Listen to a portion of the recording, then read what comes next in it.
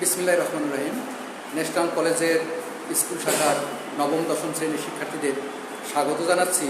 তাদের রসায়ন পাঠ্য বইয়ের সপ্তম অধ্যায় এর দ্বিতীয় ক্লাস আজকে আমরা শিখব।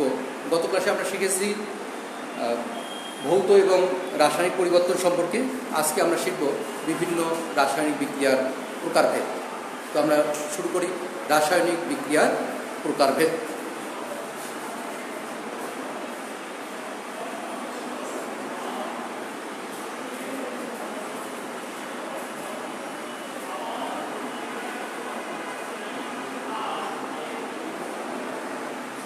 আমাদের প্রশ্ন আসে যে রাসায়নিক বিক্রিয়া কাকে বলে। আমরা গত ক্লাসে পড়েছিলাম ভৌত এবং রাসায়নিক পরিবর্তন। এই রাসায়নিক পরিবর্তনই হচ্ছে রাসায়নিক বিক্রিয়া। রাসায়নিক পরিবর্তন যা, রাসায়নিক বিক্রিয়া হচ্ছে তা। অর্থাৎ দুই বা ততোধিক অণু পরমাণু বা আয়ন পরস্পরের সাথে যুক্ত হয়ে যদি নতুন ধর্মবিশিষ্ট কোনো অণু পরমাণু বা আয়ন গঠন করে, সেটাই হচ্ছে রাসায়নিক বিক্রিয়া। তো আজকে আমরা শিখব রাসায়নিক বিক্রিয়ার প্রকারভেদ। তো রাসায়নিক বিক্রিয়াকে বিভিন্নভাবে ভাগ করা যায়। যেমন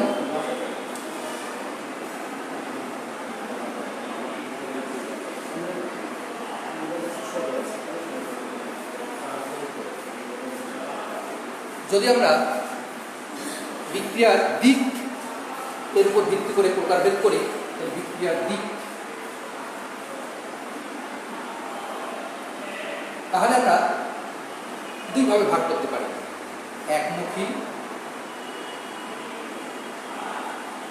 উভমুখী। একমুখী বিক্রিয়া এবং উভমুখী বিক্রিয়া। তাহলে একমুখী বিক্রিয়া কি? যে সকল রাসায়নিক বিক্রিয়া শুধুমাত্র সম্মুখ দিকে অগ্রসর হয়, পশ্চাৎ দিকে অগ্রসর হয় না, সে সকল রাসায়নিক বিক্রিয়াকে আমরা একমুখী রাসায়নিক বিক্রিয়া বলতে পারি। আর উভমুখী রাসায়নিক বিক্রিয়া হচ্ছে যে সকল রাসায়নিক বিক্রিয়া বিক্রিয়ক বিক্রিয়া করে উৎপাদে পরিণত হয়, উৎপাদ আবার বিয়োজিত হয়ে বিক্রিয়কে ফিরে আসে। আমরা একটু উদাহরণ দিই।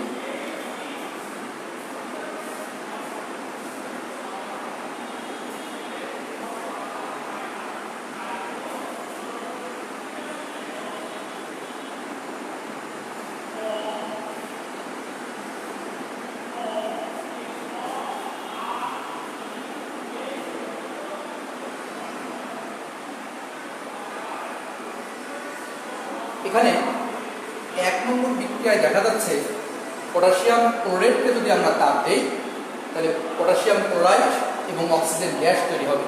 এই অক্সিজেন গ্যাস যদি বিক্রিয়া স্থল থেকে চলে যায়, তাহলে এই বিক্রিয়াটি একমুখী হয়ে যাবে। এই বিক্রিয়ার পশ্চাৎ দিকে ফেরার কোনো সুযোগ থাকবে না। এবার দুই নম্বর বিক্রিয়ায় হাইড্রোজেন এবং আয়োডিন বিক্রিয়া করে হাইড্রোজেন আয়োডাইড তৈরি হয়। এই হাইড্রোজেন আয়োডাইড আবার বিয়োজিত হয়ে হাইড্রোজেন এবং আয়োডিনে পরিণত হয়। অর্থাৎ হাইড্রোজেন এবং আয়োডিন বিক্রিয়া করে হাইড্রোজেন আয়োডাইড তৈরি হচ্ছে। এই হাইড্রোজেন আয়োডাইড আবার বিয়োজিত হয়ে হাইড্রোজেন এবং আয়োডিনে পরিণত হচ্ছে। অর্থাৎ এই বিক্রিয়ায় বিক্রিয়ক বিক্রিয়া করে উৎপাদে পরিণত হচ্ছে, আবার উৎপাদ নিজেদের মধ্যে বিক্রিয়া করে বিক্রিয়কে ফিরে আসতেছে। অর্থাৎ এই বিক্রিয়া সম্মুখ দিকে এবং পশ্চাৎ দিকে উভয় দিকে অগ্রসর হচ্ছে। সুতরাং এই বিক্রিয়াটা হচ্ছে উভমুখী বিক্রিয়া। তাহলে আরেকটা উদাহরণ দিই আমরা।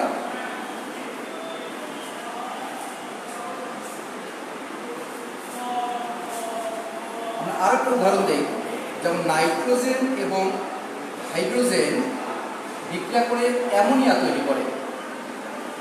এই অ্যামোনিয়া আবার ভেঙে গিয়ে নাইট্রোজেন এবং হাইড্রোজেনে পরিণত হয়। তাহলে এই যে দুই নম্বর বিক্রিয়া, এই দুই নম্বর বিক্রিয়াটি হচ্ছে উভমুখী বিক্রিয়া। কারণ এই বিক্রিয়ায় বিক্রিয়ক সমূহ বিক্রিয়া করে উৎপাদে পরিণত হয়, আবার উৎপাদ সমূহ ভেঙে গিয়ে বিক্রিয়কে পরিণত হয়। অর্থাৎ যে বিক্রিয়া শুধুমাত্র একদিকে অর্থাৎ সম্মুখ দিকে চলে, সেই বিক্রিয়া হচ্ছে একমুখী। আর যে বিক্রিয়া সম্মুখ এবং পশ্চাৎ উভয় দিকে অগ্রসর হতে পারে বা অগ্রসর হয়, সেই ধরনের বিক্রিয়াগুলো হচ্ছে উভমুখী বিক্রিয়া। এবারে আমরা শিখব তাপের পরিবর্তনের উপর ভিত্তি করে রাসায়নিক বিক্রিয়ার প্রকারভেদ। তাপমাত্রার পরিবর্তন। এই তাপমাত্রার পরিবর্তনের উপর ভিত্তি করে রাসায়নিক বিক্রিয়াকে দুই ভাগে ভাগ করা যায়, তাপোৎপাদী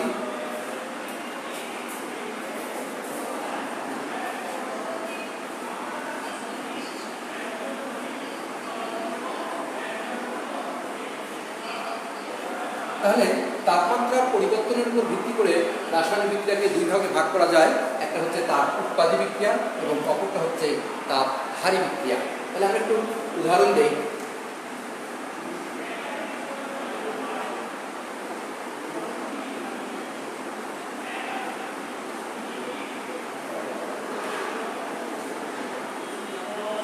এখানে নাইট্রোজেন এবং হাইড্রোজেন বিক্রিয়া করে অ্যামোনিয়া গ্যাস তৈরি হয়, সেই সাথে 92 কিলোজুল তাপ উৎপন্ন হয়। এই বিক্রিয়াটিকে এইভাবে লেখা যায়,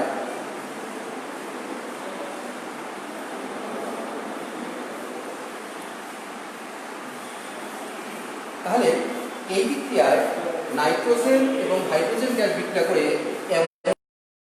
সেই সাথে 92 কিলোজুল তাপ উৎপন্ন হচ্ছে। যেহেতু এই বিক্রিয়ায় তাপ উৎপন্ন হয়, সুতরাং এটা একটা তাপ উৎপাদী বিক্রিয়া। তাহলে আমরা তাপ উৎপাদী বিক্রিয়ার সংজ্ঞা কীভাবে দিতে পারি? যে রাসায়নিক বিক্রিয়ায় বিক্রিয়ক যখন উৎপাদে পরিণত হয়, সেই সাথে কিছু পরিমাণ তাপ উৎপন্ন হয়। এই রাসায়নিক বিক্রিয়ার সাথে সাথে যদি তাপমাত্রা পরিবর্তন তথা তাপ উৎপন্ন হয়, সেই ধরনের রাসায়নিক বিক্রিয়াকে আমরা বলতে পারি তাপ উৎপাদী বিক্রিয়া। এখন আমরা আসি তাপহারী বিক্রিয়ায়।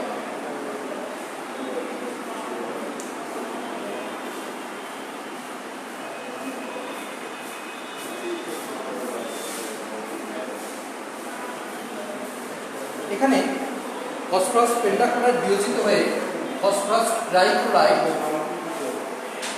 এবং ক্লোরিন গ্যাস উৎপন্ন করে, সেই সাথে 50 কিলোজুল তাপ শোষিত হয়। তাহলে বিক্রিয়াটাকে এইভাবে লিখতে পারি,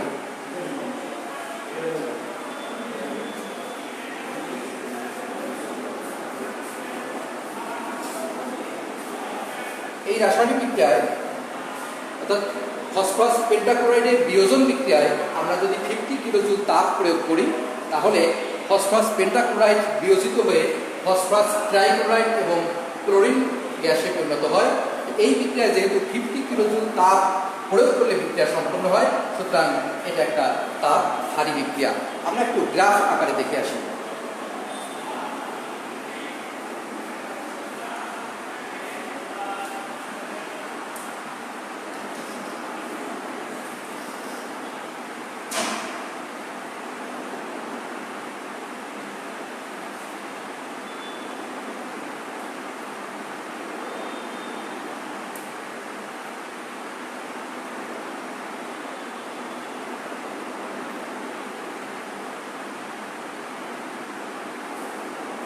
এখানে বিক্রিয়ক সক্রিয় শক্তি অর্জন করার পর উৎপাদে পরিণত হয়। তো বিক্রিয়কের শক্তি এখানে বেশি, উৎপাদকের শক্তি এখানে কম। এই পরিমাণ শক্তি কোথায় গেল? এই চলে যায়, অর্থাৎ এই বিক্রিয়াটা হচ্ছে তাপ উৎপাদী বিক্রিয়া।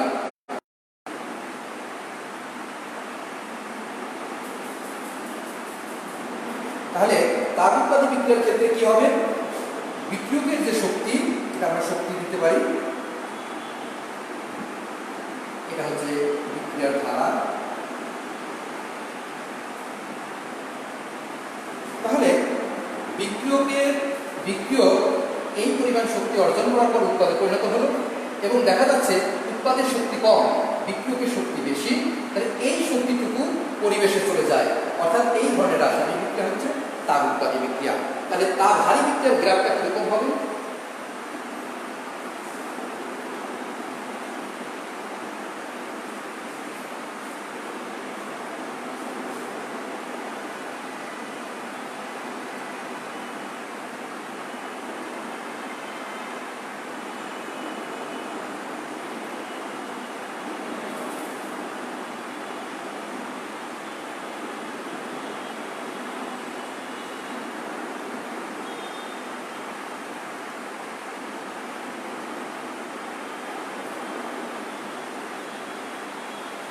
এখানে বিক্রিয়কের শক্তি কম, উৎপাদকের শক্তি বেশি। তাহলে বিক্রিয়ক যখন উৎপাদে পরিণত হলো, এই অতিরিক্ত শক্তিটুকু কোথায় পেল? এই অতিরিক্ত শক্তিটুকু বিক্রিয়ক পরিবেশ থেকে শোষণ করে। এই জন্য এই ধরনের বিক্রিয়াকে বলা হচ্ছে তাপ শোষী বা তাপ হারি বিক্রিয়া। আমরা কি বলতে পারি? তাপ শোষী বা তাপ হারি বিক্রিয়া। তাহলে আমরা রাসায়নিক বিক্রিয়ার প্রকারভেদ যদি তাপমাত্রার পরিবর্তনের উপর ভিত্তি করে বলতে চাই, তাহলে দুই ধরনের হতে পারে। একটা হচ্ছে তাপ উৎপাদী বিক্রিয়া এবং আরেকটা হচ্ছে তাপহারী বিক্রিয়া।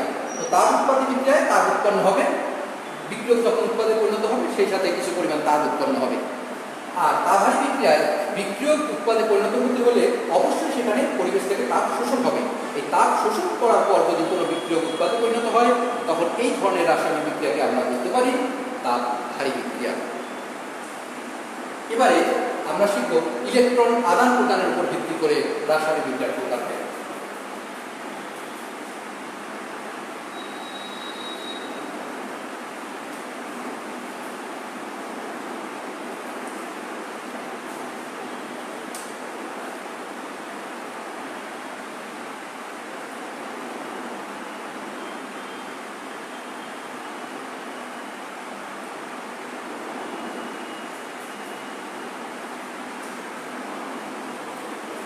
ইলেকট্রন আদান প্রদানের উপর ভিত্তি করে রাসায়নিক বিক্রিয়াকে দুই ভাগে ভাগ করা হচ্ছে। একটা হচ্ছে রেডক্স আর একটা হচ্ছে নন রেডক্স।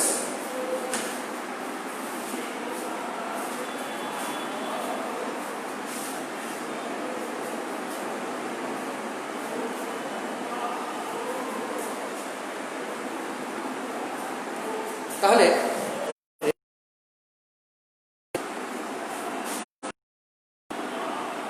রেডক্স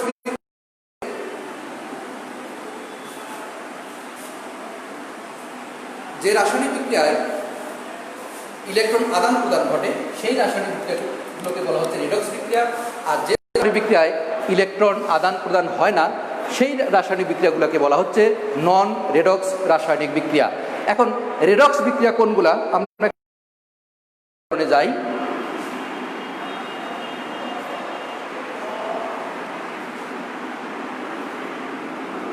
রেডক্স বিক্রিয়ার মধ্যে হচ্ছে সংযোজন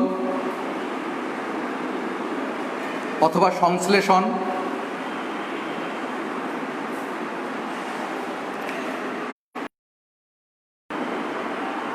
প্রতিস্থাপন ইত্যাদি। তাহলে সংযোজন বা সংশ্লেষণ, আমরা একটু সংযোজন বা সংশ্লেষণ বিক্রিয়া দেখি। যেমন নাইট্রোজেন এবং হাইড্রোজেন বিক্রিয়া করে অ্যামোনিয়া তৈরি হয়। আবার ক্যালসিয়াম অক্সাইড এবং কার্বন ডাইঅক্সাইড বিক্রিয়া করে ক্যালসিয়াম কার্বনেট তৈরি হয়। এই দুই বিক্রিয়াই সংযোজন বিক্রিয়া, কারণ এখানে নাইট্রোজেন এবং হাইড্রোজেন গ্যাস সংযোজিত হয়ে অ্যামোনিয়া গ্যাস তৈরি করে, সুতরাং এটা একটা সংযোজন বিক্রিয়া। আবার ক্যালসিয়াম অক্সাইড কার্বন ডাইঅক্সাইডের সাথে বিক্রিয়া করে ক্যালসিয়াম কার্বনেট তৈরি করে, এটাও একটা সংযোজন বিক্রিয়া, কারণ এখানে নাইট্রোজেন এবং হাইড্রোজেন সংযোজিত হয়ে অ্যামোনিয়া তৈরি করলো। আবার এখানে ক্যালসিয়াম অক্সাইড এবং কার্বন ডাইঅক্সাইড সংযোজিত হয়ে ক্যালসিয়াম কার্বনেট তৈরি করলো। তো দুই বিক্রিয়াটাই হচ্ছে দুইটাই সংযোজন বিক্রিয়া, কিন্তু এদের মধ্যে একটা দুইটাই সংযোজন, কিন্তু এদের মধ্যে একটা হচ্ছে সংশ্লেষণ বিক্রিয়া। এখন তোমরা কি বলতে পারো কোনটা সংশ্লেষণ? দেখি তোমাদের কোনো মন্তব্য আছে কিনা।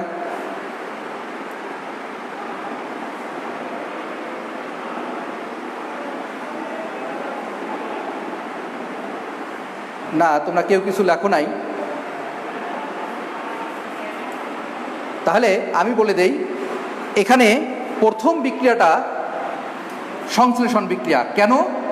তো আমরা জানি যে সকল রাসায়নিক বিক্রিয়ার ক্ষেত্রে শুধুমাত্র মৌলিক অণুগুলার সমন্বয়ে যদি কোনো গঠিত হয়, দেখো এখানে নাইট্রোজেন মৌলিক, হাইড্রোজেনও মৌলিক পরমাণু, এখানে অ্যামোনিয়া গঠন করছে, কিন্তু এইখানে ক্যালসিয়াম অক্সাইড, ক্যালসিয়াম একটা পরমাণু এবং অক্সিজেন আর একটা পরমাণু, এখানে কার্বন একটা, অক্সিজেন আর একটা আলাদা আলাদা পরমাণু।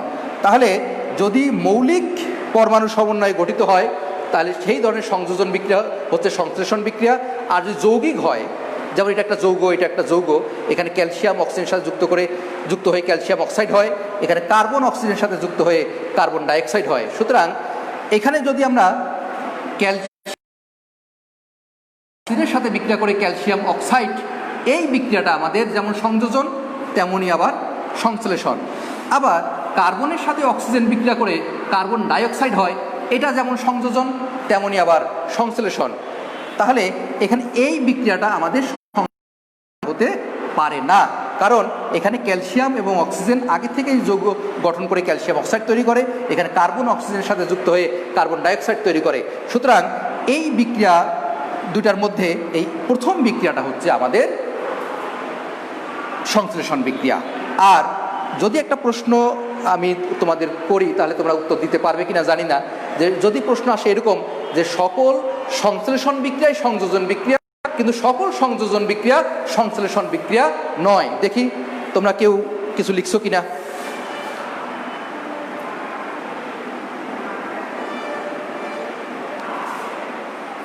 আচ্ছা আমি বলি, এখানে সংশ্লেষণ বিক্রিয়া যদি হয় অবশ্যই দুই বা ততোধিক মৌলিক অণু যুক্ত হয়ে একটা যৌগ গঠন করবে। এখানে নাইট্রোজেন মৌলিক, হাইড্রোজেন মৌলিক, সুতরাং এটা একটা সংশ্লেষণ বিক্রিয়া। এখানে ক্যালসিয়াম মৌলিক, অক্সিজেন মৌলিক, ক্যালসিয়াম অক্সাইড সংশ্লেষণ বিক্রিয়া। এখানে কার্বন পরমাণু মৌলিক, অক্সিজেন মৌলিক, কার্বন ডাইঅক্সাইড তৈরি হলো, এটাও একটা সংশ্লেষণ বিক্রিয়া। কিন্তু সব সংশ্লেষণ বিক্রিয়াই সংযোজন বিক্রিয়া কেন? এখানে নাইট্রোজেন এবং হাইড্রোজেন যুক্ত হয়ে অ্যামোনিয়া তৈরি করছে, এটা একটা সংযোজন বিক্রিয়া। ক্যালসিয়াম অক্সিজেনের সাথে যুক্ত হয়ে অক্সাইড তৈরি করলো, এটাও একটা সংযোজন বিক্রিয়া। ক্যালসিয়াম অক্সিজেনের সাথে যুক্ত হয়ে কার্বন অক্সিজেনের সাথে যুক্ত হয়ে কার্বন ডাইঅক্সাইড তৈরি করলো, এটাও সংযোজন বিক্রিয়া। অর্থাৎ সংশ্লেষণ বিক্রিয়া এক ধরনের সংযোজন বিক্রিয়া, কিন্তু সকল সংযোজন বিক্রিয়া নয়। যেমন এখানে ক্যালসিয়াম অক্সাইড কার্বন ডাইঅক্সাইডের সাথে যুক্ত হয়ে ক্যালসিয়াম কার্বনেট তৈরি করলো, এই বিক্রিয়াটি সংশ্লেষণ বিক্রিয়া নয়, তবে সংযোজন বিক্রিয়া। এই জন্য আমরা বলতে পারি সকল সংশ্লেষণ বিক্রিয়াই সংযোজন বিক্রিয়া, কিন্তু সকল সংযোজন বিক্রিয়া সংশ্লেষণ বিক্রিয়া হতে পারে না। এবারে আমরা শিখব দহন বিক্রিয়া।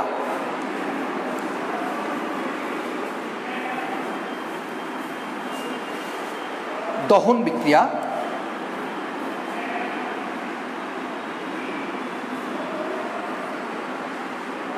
দহন বিক্রিয়া যেমন CH4 মিথেনকে যদি আমরা দহন করি তাহলে কি হবে? কার্বন ডাইঅক্সাইড এবং জলীয় বাষ্প হবে। এখানে অক্সিজেন দ্বারা বিক্রিয়া করলেই দহন বিক্রিয়া হয়। এই দহন বিক্রিয়া সমূহে ইলেকট্রন আদান প্রদান ঘটে। আমরা এখন শিখতেছি ইলেকট্রন আদান প্রদান এর উপর ভিত্তি করে রাসায়নিক বিক্রিয়ার শ্রেণীবিন্যাস। তাহলে যেহেতু দহন বিক্রিয়া একটি রেডক্স বিক্রিয়া, তো আমরা এখন দেখব এখানে ইলেকট্রন আদান প্রদান হয় কি না। এই দহন বিক্রিয়ায় এখানে যদি আমরা কার্বনের জারণ সংখ্যা নির্ণয় করি তাহলে কার্বনের ধরবো x আর হাইড্রোজেনের +1 × 4 = 0, তাহলে x =-4। আর এখানে যদি আমি কার্বনের বের করি, কার্বনের x আর অক্সিজেনের হচ্ছে -2, তাহলে -2 × 2 = 0, তাহলে x =-4 = 0, তাহলে x =+4। তাহলে এখানে কার্বনের জারণ সংখ্যা ছিল -4, এখানে কার্বনের জারণ সংখ্যা +4। যেহেতু -4 থেকে +4 হয়েছে, সুতরাং এখানে ইলেকট্রনের দেখো এখানে -4 থেকে যেহেতু +4 হয়েছে, অর্থাৎ এর জারণ সংখ্যা বৃদ্ধি পেয়েছে। আর আমরা জানি যদি কোনো রাসায়নিক বিক্রিয়ায় কোনো অণু পরমাণু বা আয়নের ধনাত্মক জারণ সংখ্যা বৃদ্ধি পায় তাহলে সেক্ষেত্রে জারণ ঘটে, অর্থাৎ এখানে কার্বনের জারণ ঘটছে, অর্থাৎ এখানে ইলেকট্রনের আদান প্রদান ঘটছে। তাই আমরা বলতে পারি এই দহন বিক্রিয়া এক ধরনের রেডক্স বিক্রিয়া। এবারে আমরা শিখব রেডক্স বিক্রিয়ার আরেকটি উদাহরণ, প্রতিস্থাপন বিক্রিয়া।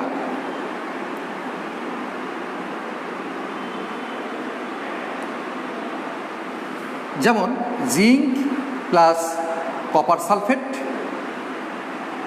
Zinc sulphate plus copper. এই বিক্রিয়ায় জিঙ্ক ধাতু দ্বারা কপার প্রতিস্থাপিত হয়ে, এখানে আগে ছিল কপার সালফেট, এখন হয়ে গেল জিঙ্ক সালফেট, অর্থাৎ জিঙ্ক দ্বারা কপার পরমাণু বা কপার ধাতু এখানে প্রতিস্থাপিত হয়েছে। এই জন্য এই বিক্রিয়াটির নাম হচ্ছে প্রতিস্থাপন বিক্রিয়া। এই প্রতিস্থাপন বিক্রিয়াও এক ধরনের রেডক্স বিক্রিয়া। কিভাবে? এখানে জিঙ্ক যেহেতু মৌলিক এবং অন্য কোনো পরমাণুর সাথে যুক্ত নেই, সুতরাং এখানে জারণ সংখ্যা 0। আর এখানে সালফেটের জারণ সংখ্যা -2, তাহলে জিঙ্কের জারণ সংখ্যা হবে +2।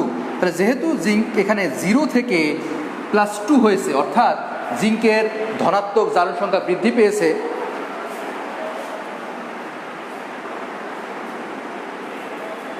এখানে মিতু ইকবাল বলছে স্যার আরেকবার বলেন। হ্যাঁ ঠিক আছে, আমি আরেকবার বলতেছি যে এখানে কপার ধাতুকে প্রতিস্থাপিত করছে এই জিঙ্ক ধাতু।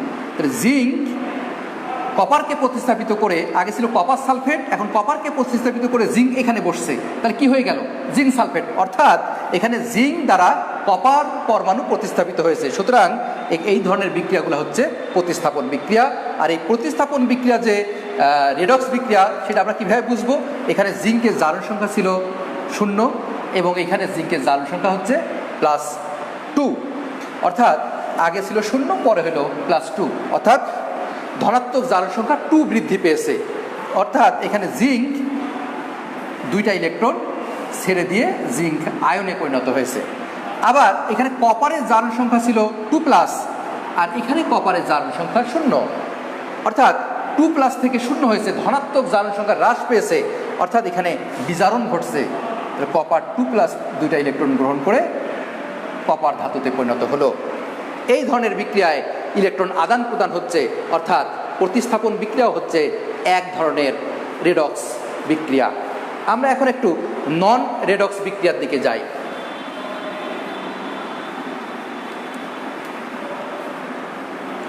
নন রেডক্স বিক্রিয়া অর্থাৎ যে সমস্ত বিক্রিয়ায় জারণ বিজারণ ঘটবে না, যেমন প্রশমন বিক্রিয়া। আর এক ধরনের বিক্রিয়া আছে, সেটা হচ্ছে অধঃক্ষেপণ বিক্রিয়া।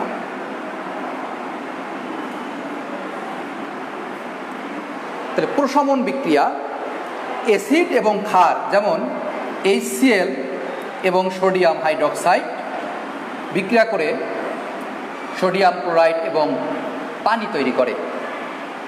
আবার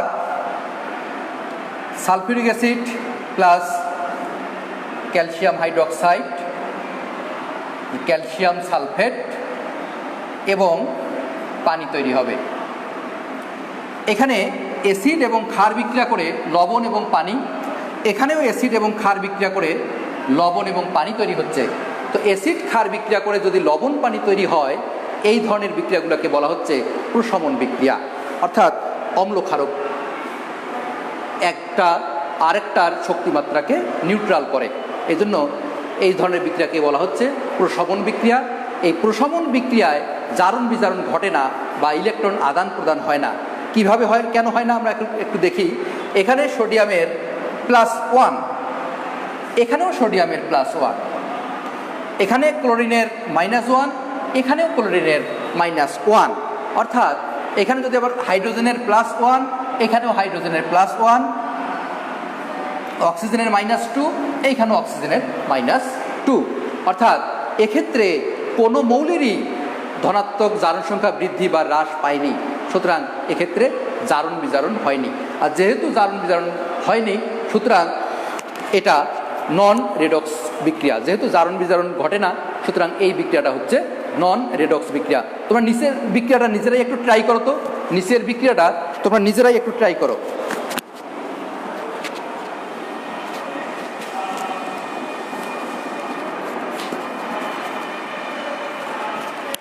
দেখো এখানে সালফিউরিক অ্যাসিড এবং ক্যালসিয়াম হাইড্রোক্সাইড বিক্রিয়া করে ক্যালসিয়াম সালফেট এবং পানি তৈরি করছে।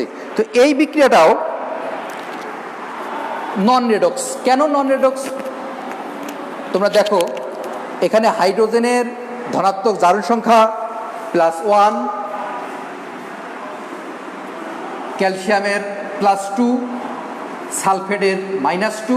তো এখানেও ক্যালসিয়ামের +2, সালফেটের -2। অর্থাৎ ক্যালসিয়ামের আগে ধনাত্মক জারণ সংখ্যা ছিল +2, এখনও +2, অর্থাৎ এখানে নো চেঞ্জ, কোনো পরিবর্তন হলো না। আবার সালফেট এখানে -2, এখানেও -2, অর্থাৎ সালফেটেরও ধনাত্মক জারণ সংখ্যার কোনো পরিবর্তন হয়নি। সুতরাং আমরা বলতে পারি যে প্রশমন বিক্রিয়া হচ্ছে নন রেডক্স বিক্রিয়া, অর্থাৎ এক্ষেত্রে ইলেকট্রনের আদান প্রদান হয় না। যেহেতু ইলেকট্রনের আদান প্রদান ঘটে না, সুতরাং এখানে আমরা বলতে পারি যে সমস্ত বিক্রিয়ায় ইলেকট্রনের আদান প্রদান ঘটে না সেই সমস্ত বিক্রিয়াই হচ্ছে নন রেডক্স বিক্রিয়া। এখানে প্রশমন বিক্রিয়া এক ধরনের নন রেডক্স বিক্রিয়া, কারণ প্রশমন বিক্রিয়ায় কোনো প্রকার ইলেকট্রন আদান প্রদান ঘটে না। আর প্রশমন বিক্রিয়া মানেই হচ্ছে যে রাসায়নিক বিক্রিয়ায় অ্যাসিড এবং ক্ষার বিক্রিয়া করে লবণ এবং পানি তৈরি করে সেই ধরনের রাসায়নিক বিক্রিয়াই হচ্ছে প্রশমন বিক্রিয়া। তাহলে আমরা এবার আসি অধঃক্ষেপণ বিক্রিয়ায়। তাহলে অধঃক্ষেপণ বিক্রিয়া কি? অধঃক্ষেপণ বিক্রিয়া হচ্ছে, আমরা একটু উদাহরণ দিই।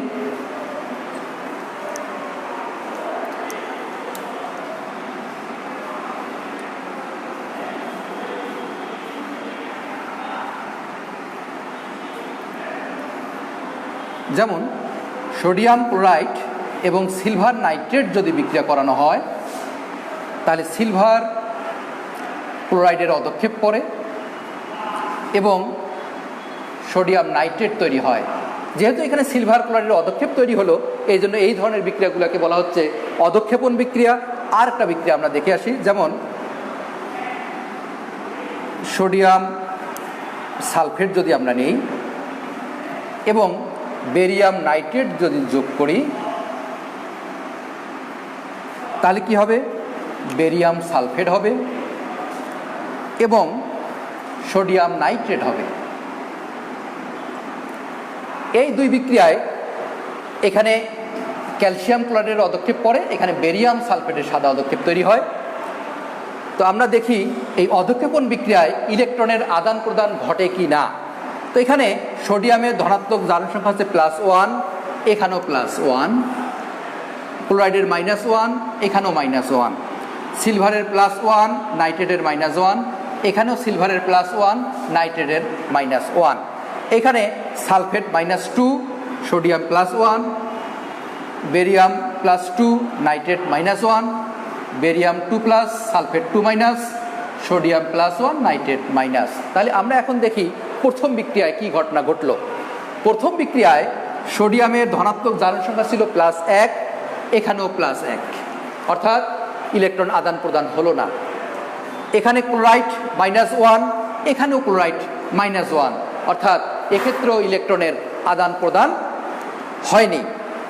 এবারে সিলভার, এখানেও +1, এখানেও +1, নাইট্রেট এখানেও -1, এখানেও -1, অর্থাৎ এই অধঃক্ষেপণ বিক্রিয়ায় এখানে আমরা sodium ion, chloride ion, silver ion এবং নাইট্রেট আয়ন দেখতে পাচ্ছি, কিন্তু এই আয়নগুলার বিক্রিয়ক অবস্থায় যে জারণ সংখ্যা ছিল উৎপাদক অবস্থায় একই জারণ সংখ্যা রয়েছে। সুতরাং এক্ষেত্রে জারণ সংখ্যার কোনো পরিবর্তন হয়নি।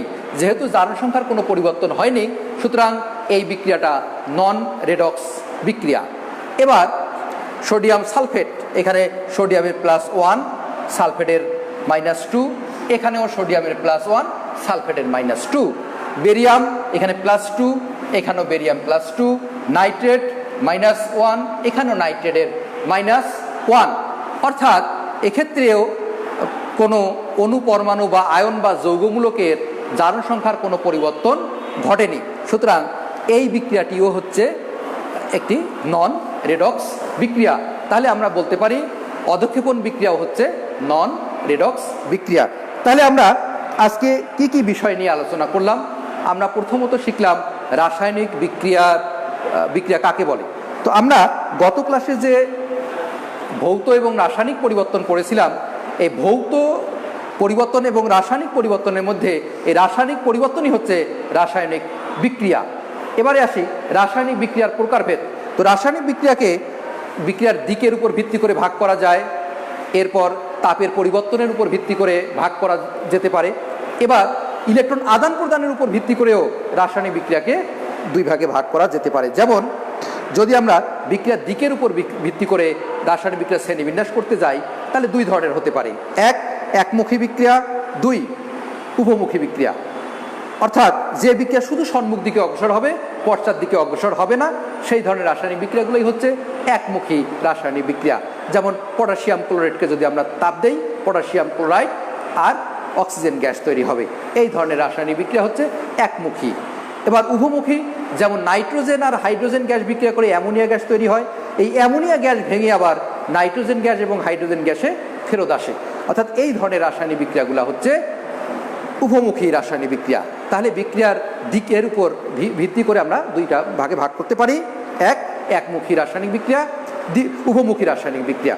এবারে আমরা আসি তাপের পরিবর্তনের উপর ভিত্তি করে রাসায়নিক বিক্রিয়ার প্রকারভেদ।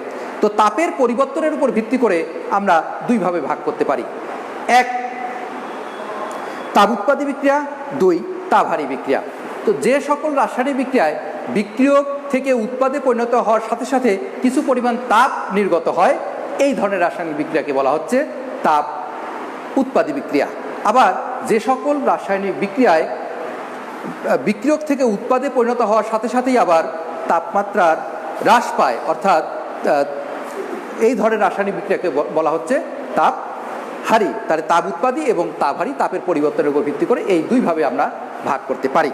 এবার ইলেকট্রন আদান প্রদানের উপর ভিত্তি করে যদি আমরা রাসায়নিক বিক্রিয়ার শ্রেণীবিন্যাস করি, তখনও আবার আমরা দুই প্রকার পেয়ে থাকি, একটা হচ্ছে রেডক্স আর একটা হচ্ছে নন রেডক্স। তাহলে রেডক্স বিক্রিয়ায় আমরা দেখি যে ইলেকট্রন আদান প্রদান ঘটে, যেমন এখানে সংযোজন বিক্রিয়া, সংশ্লেষণ বিক্রিয়া, দহন বিক্রিয়া, প্রতিস্থাপন বিক্রিয়া। এরপরে নন রেডক্সের মধ্যে আমরা দুইটা পেয়েছি, একটা হচ্ছে প্রশমন বিক্রিয়া আর একটা হচ্ছে অধক্ষেপণ বিক্রিয়া। এই প্রশমন বিক্রিয়ায় এবং অধক্ষেপণ বিক্রিয়ায় ইলেকট্রনের আদান প্রদান ঘটে না, সুতরাং এই ধরনের বিক্রিয়াগুলোকে আমরা বলতে পারি নন রেডক্স রাসায়নিক বিক্রিয়া। তাহলে আমরা এর আগের ক্লাসে তোমাদের এই সপ্তম অধ্যায়ে আমরা কি শিখেছি, নবম দশম শ্রেণীর যে পাঠ্য বই, এই পাঠ্য বইয়ের সপ্তম অধ্যায়ে আমরা প্রথম ক্লাসে শিখেছি ভৌত এবং রাসায়নিক পরিবর্তন সম্পর্কে, আর আজকে আমরা শিখলাম রাসায়নিক বিক্রিয়ার প্রকারভেদ সম্পর্কে। এই রাসায়নিক বিক্রিয়ার প্রকারভেদের মধ্যে আমরা আজকে তাপের পরিবর্তন, বিক্রিয়ার দিক এবং ইলেকট্রন আদান প্রদানের উপর ভিত্তি করে শ্রেণীবিভাগ শিখেছি। এছাড়াও আমাদের আরও কিছু রাসায়নিক বিক্রিয়া রয়েছে যেগুলো আমরা আগামী ক্লাসে আলোচনা করব। তো আজকে তোমাদের এই ন্যাশনাল কলেজের অনলাইন ভিত্তিক রসায়ন ক্লাসের পক্ষ থেকে তোমাদেরকে ধন্যবাদ জানিয়ে আজকে আমার ক্লাস এখানেই শেষ করছি। খোদা হাফেজ।